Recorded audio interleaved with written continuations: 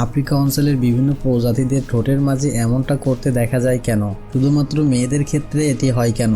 এর ফলে ইনফেকশন ও স্বাস্থ্যগত প্রভাব কি হতে পারে? খাদ্য গ্রহণ, কথা বলা ইত্যাদিতে সমস্যা হয় কি? সর্বোপরি শরীরের বিরুদ্ধে বা প্রকৃতির বিরুদ্ধে গিয়ে তারা কিভাবে জীবন কাটিয়ে দেয়? চলুন তাহলে আমরা এ সম্পর্কে বিস্তারিত জেনে আসি।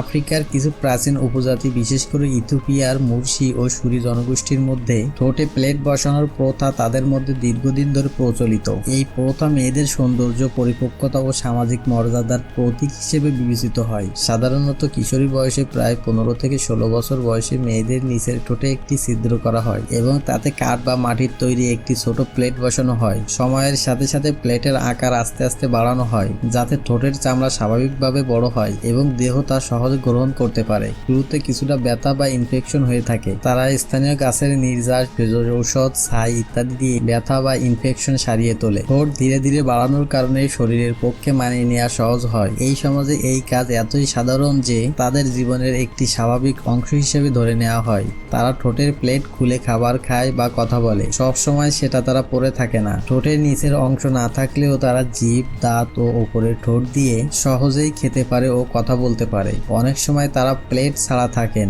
বিশেষ করে গৃহস্থলী বা দৈনন্দিন কাজে। তাদের সমাজে এটা প্রকৃতির বিরুদ্ধে কিছু নয়, বরং সমাজ স্বীকৃতি, সৌন্দর্য ও গর্বের প্রতীক। এটি বিয়ের উপযুক্ততা, অর্থনৈতিক মূল্য এবং সামাজিক মর্যাদা বোঝায়। যতটা আমাদের চোখে অস্বাভাবিক মনে হয়, তাদের কাছে ততটাই স্বাভাবিক ও গর্বের বিষয়। সর্বোপরি তাদের এই রীতি শতাব্দীর পর শতাব্দী ধরে চলে আসছে। এটার পিছনে সাংস্কৃতিক, সামাজিক এবং আধ্যাত্মিক মানে আছে। শরীর বা প্রকৃতির সঙ্গে এক ধরনের বোঝাপড়ার মধ্য দিয়ে তারা এগিয়ে চলে, আর এসব প্রথার মধ্য দিয়েই তাদের পরিচয় ও অস্তিত্ব তৈরি হয়।